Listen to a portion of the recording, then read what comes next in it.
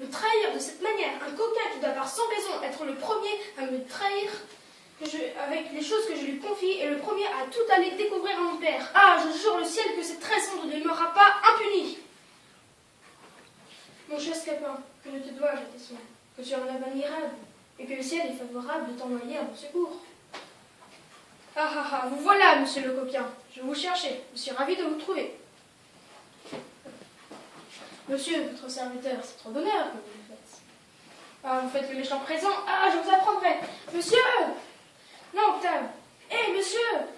Non, Léandre. Non, Octave. Je veux qu'il me confesse lui-même la perfidie qu'il m'a faite. Monsieur, que vous ai-je fait, ce que tu m'as fait, traître? Ah! Oh, Léandre! Non, Octave. Il me confesse tout à l'heure ce qu'il a dit à quelqu'un qui est proche de ma famille. Et si tu me dis pas cette chose, coquin, je te passerai 7 épées au travers du corps. Monsieur, voyez-vous bien ce cœur-là? Parle donc, mais je vous ai fait quelque chose, monsieur? Oui, coquin, mais t'as conscience que t'as dit que trop ce que c'est.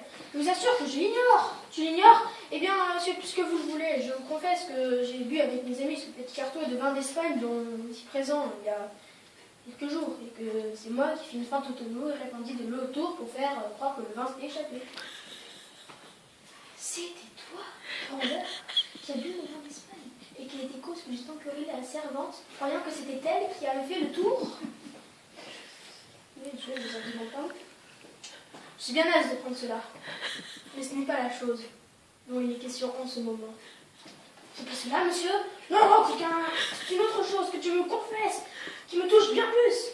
Je me souviens peut-être d'avoir fait autre chose. Je ne veux pas parler. Ah, Léandre, non, Octave. Eh bien, monsieur, vous vous souvenez que vous m'envoyâtes porter le soir une petite montre à une égyptienne que vous aimez? Genre là, au logis, les habits tout couverts de boue. Vous avez dit que j'avais trouvé des voleurs qui m'avaient bien battu. Et ils m'avaient dérobé la montre. C'était moi, monsieur, qui l'avais retenu. C'était toi, traître, qui a retenu ma montre. Oui, monsieur, afin de voir quelle heure il est. Je suis bien aise d'apprendre cela. J'ai un serviteur fort fidèle, vraiment. Mais ce n'est pas la chose dont il est question maintenant. C'est pas cela. C'est une autre chose. Mais, monsieur, voilà tout ce que j'ai fait. Je ne veux pas parler. Eh ben, monsieur, vous vous souvenez de ce loup-garou qui vous donna tant de coups de bâton, qui vous pensa faire rompre le cou dans une cave où vous tomba en fuyant? Eh bien, c'était moi, monsieur, qui faisais le loup-garou. C'était toi, qui faisais le loup-garou. Oui, monsieur, seulement pour vous faire peur et vous ôter l'envie de me faire courir toutes les nuits comme vous aviez coutume.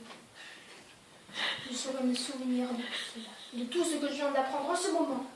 Mais je veux venir au fait, ce que tu as dit à mon père. Votre père? Oui, Frépon, à mon père. Mais je n'ai pas seulement vu depuis son retour. Je ne l'ai pas vu. Non, monsieur.